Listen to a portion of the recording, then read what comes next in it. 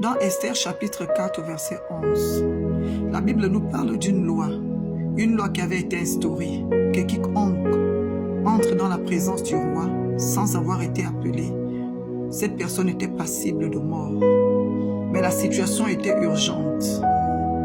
Esther, lorsqu'elle a vu la situation des enfants d'Israël et qu'elle a été interpellée par Mardoché, elle a regardé à la loi. Elle a rappelé à Mardoché cette loi. Et Mardoché lui a dit, qui sait, si ce n'est pas pour ces moments-là que Dieu t'a placé sur le trône d'Israël. Et Esther a pris son courage à deux mains. Elle a dit, jeûnez pour moi. Moi aussi je jeûnerai pendant 3 jours. Et après ces 3 jours, j'entrerai dans la présence du roi. Si je dois périr, je périrai.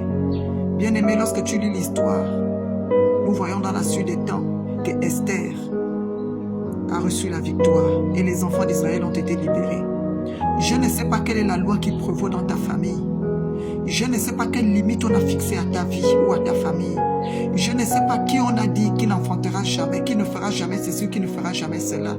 Mais laisse-moi te dire, comme Esther ce soir, tu as le pouvoir de t'opposer à cette loi. Esther s'est opposée à cette loi, pas au travers des paroles, pas au travers d'un slogan, mais elle a posé un acte. Elle est entrée dans un jeûne de 3 jours et elle a imploré la grâce de Dieu. Au sortir de ce jeûne, Dieu lui a donné la victoire. Bien-aimé, laisse-moi te dire aujourd'hui, laisse-moi te dire maintenant que tu as la victoire. Tout dépend de l'acte que tu vas poser. Pose un acte de victoire, pose un acte de foi. Esther a posé un acte de foi malgré les dires royales. Esther a posé un acte de foi malgré qu'elle voulait cacher qui elle était réellement. Bien-aimé, tu as le pouvoir de changer la situation dans ta vie. Tu as le pouvoir de changer la situation dans ta famille. Personne d'autre ne peut la changer si ce n'est toi. C'est pourquoi ce soir, je te prie, j'invoque la présence du Saint-Esprit. Je t'encourage à t'élever comme un homme, comme une femme qui porte une parole, qui porte une foi, qui porte une onction, qui a une alliance avec Dieu et dit assez, c'en est assez. Si Esther ne s'était pas levée, les enfants d'Israël devaient être décapités. Mais Esther s'est levée. La victoire était au bout du chemin. Mais Dieu avait juste besoin que quelqu'un s'élève, que quelqu'un soit courageux. Bien-aimé, la Bible dit qu'ils te feront la guerre, mais ils ne te vaincront pas. Et la Bible dit que 1000 tombent à ton côté et 10 000 à ta droite, tu ne seras pas atteint. C'est une parole qui est vivante. C'est une parole qui est réelle. Dieu a juste besoin que tu t'élèves et que tu fasses de cette parole. Et que tu entres dans la puissance de cette parole et que tu fasses de cette parole ton cheval de bataille. Laisse-moi prier pour toi maintenant. Laisse-moi élever ma voix maintenant pour toi. Et ferme tes yeux et levons nos voix.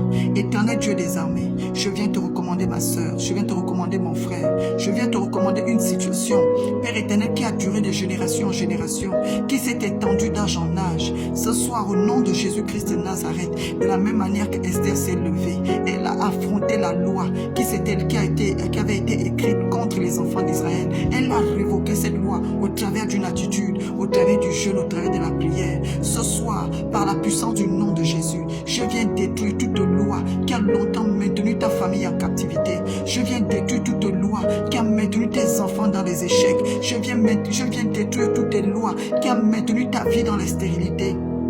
Au nom de Jésus-Christ de Nazareth, je viens détruire toute loi qui a perduré dans ta famille et au travers desquelles des générations sont mortes. Que cette maladie qui a été déclarée incurable, je déclare la guérison au nom de Jésus.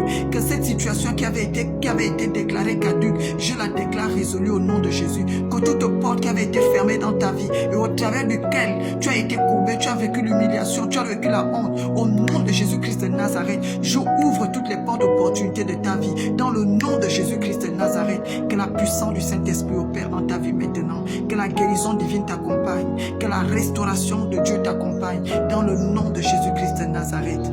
Bien-aimés, bienvenue à notre minute de l'intercession. Que le Seigneur vous bénisse. Shalom.